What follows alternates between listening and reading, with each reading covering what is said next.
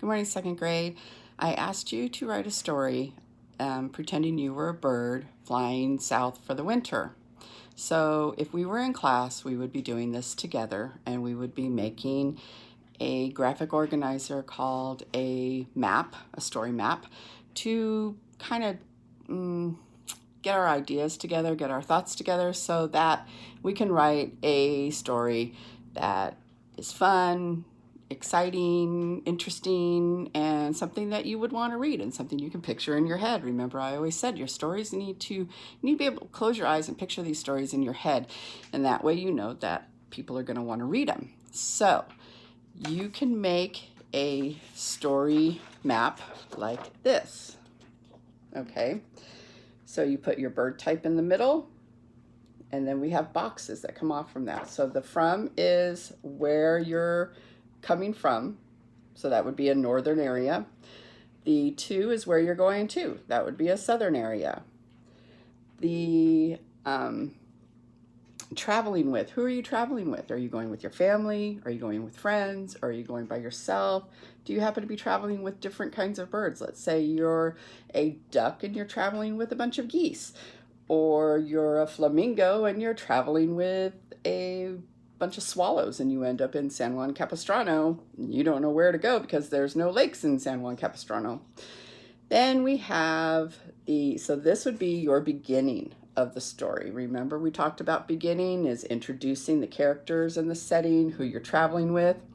Then we would come to the problem. What could happen on a trip from the north to the south if you're flying, right?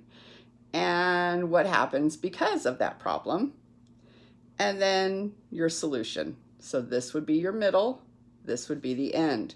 Or if you don't want to have a problem, you want to have an activity, an adventure, what kind of activity could happen? What crazy, outrageous, fun thing could happen if you were flying from the north to the south? And then you would also have your ending. So this would be your middle, this would be your end of the story. Okay? So we'll fill this out together. So the first thing we're looking at is bird types. I've written down a few types of birds that you can choose from. These birds migrate. So we've got the crane, goose, duck, stork, hummingbird, flamingo, swallow. Oh, I wrote flamingo twice. Sorry about that. So flamingo. So I'm going to fill out my story map. Now remember, I do this in class, helps you out. Are you allowed to do exactly what I do? No, you aren't. You're never allowed to do exactly what I do. So I'm going to choose a swallow because I've seen swallows before. So I'm going to write swallow in my box where it says bird type, okay? You don't have to write the titles on yours boxes. I just did it for so you could learn a little more, so you could do it a little better. Okay, then I need to choose where I'm coming from. So these would be places in the north. Here are some ideas. Canada, one of the Great Lakes. Remember, we learned that on our maps.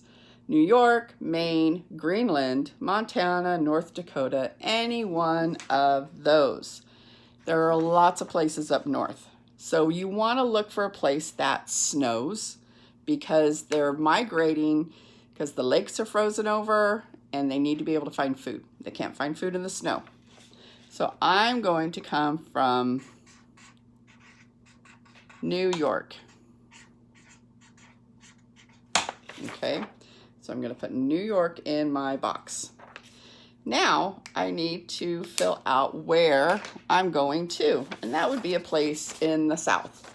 So I've written a few examples: Mexico, Texas, California, Florida, South Carolina, South America, any country in South America, any country in Central America, any state that borders the South. Okay, so we don't want to go anywhere above Colorado when we talk about states in the South.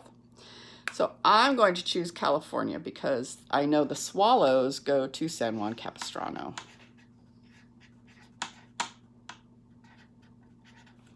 So then I write California in my to box. Now we're going to talk about who I'm traveling with. And I've written some ideas you can use. You can travel with family, friends. You can travel alone, or you can travel with a different type of bird, okay? So when you're traveling with family, it could be grandma and grandpa, aunts and uncles, cousins, brothers and sisters, or just your parents, okay? So I am going to be traveling with my family.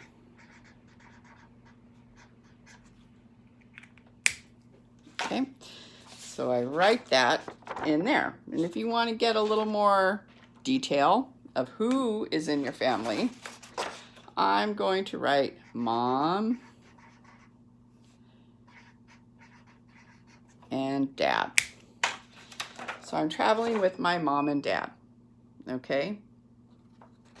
So then we need to talk about what can happen on our adventure, on our flight. So here are some problems you might run into. Bad weather. You could run into a storm. Rain, snow, hail, any one of those storms, a thunderstorm, lightning, something like that. You could get lost, right? You could run out of food. Maybe you can't find any food. Maybe you go the wrong way. Maybe you get twisted around and you end up going north instead of south. Maybe you run into an airplane and you crash into an airplane. Something like that might happen. Or you crash into a signal tower, or you run into a tall building, something like that. So those are all things that can happen to birds when they're traveling from the north to the south. So my problem is going to be I get lost. Okay, I get lost. Or you can choose an activity. So the activities that I wrote down were, or an adventure activity, something that's not a problem, but that can still be part of a story. So you meet new friends, or you hitch a ride on an airplane, or a bigger bird. Let's say you find you're a hummingbird and you sit on the back of a crane or a flamingo. You can catch a ride, right? Let's say you meet a superhero. Let's say you're flying up in the air and you meet Superman, or Batman in his Batmobile, or his Bat airplane, or Wonder Woman in her invisible airplane. Okay, maybe something like that could happen. Let's say you become a superhero. Let's say you fly into a storm and you get rolled up in thunder, in a thundercloud, and you get superhero powers from that. What could happen if you're a superhero bird? You can protect smaller birds. You can stop a plane crash. Let's say a plane's going down. You lift it up with your wing and carry it to safety, something like that. Or you could meet a pterodactyl, right? It's all up here. Your imagination. Go wild. Okay? It's a story. Make it fun. So, my activity would be, I think I'd like to become a superhero bird. That would be pretty fun. Even though you still can fly, what else can you do? Right? So I become a superhero. A super bird.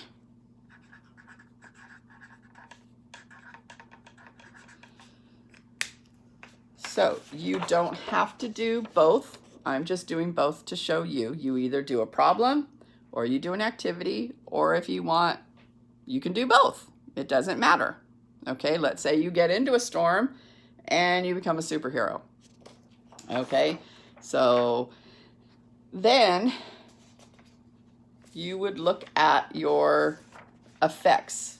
What effects could happen because you get lost? What effects could happen because of bad weather? What effects could happen because there's no food, or because you go the wrong way? So remember, in the ball game, they got into a fight, or they had a ball game, and the effect was they decided who was the better animal, the birds or the animals. Or they didn't let Bat play until everyone else got a chance to play.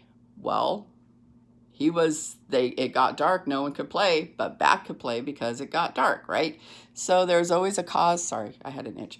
There's always a cause or an effect.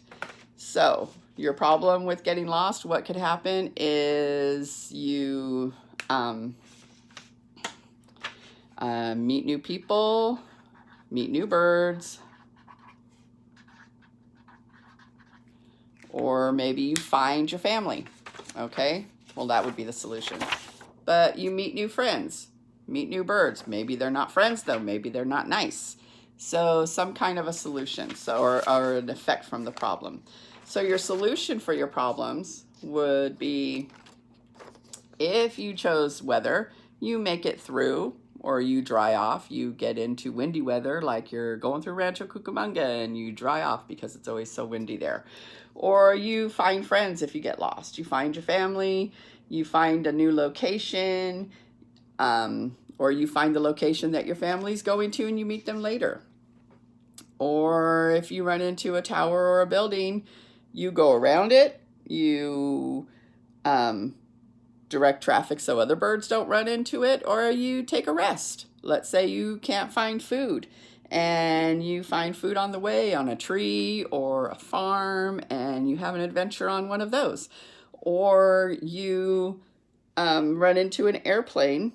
You could ride on the wing or go under it or go above it, wave to the pilot, maybe see some people in the windows, and then you would land safely. Obviously, all of this would be, the end would be you land safely wherever you end up landing.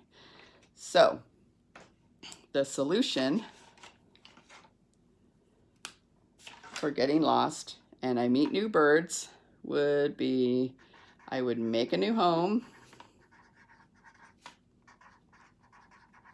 and land safely. Okay, so there would be my solution and ending for if I had a problem. Now, if I had an activity, if I became a superhero bird, my ending would be to, I think I would save an airplane and land safely. Okay, save an airplane, land safely. Like I said, you're always going to land safely. You're going to find your family, find your new home, make a new home, always land safely. Okay, so here is what your map could look like. Remember, you don't have to do both. You can choose one or the other. If you want to, you can do both. You don't have to do both. So then after you make your map, you're going to write your story. Now remember, your story needs a title. Your title can be Flying South or something like that. Let me write that down. Flying South. Remember, your title needs to be capitalized.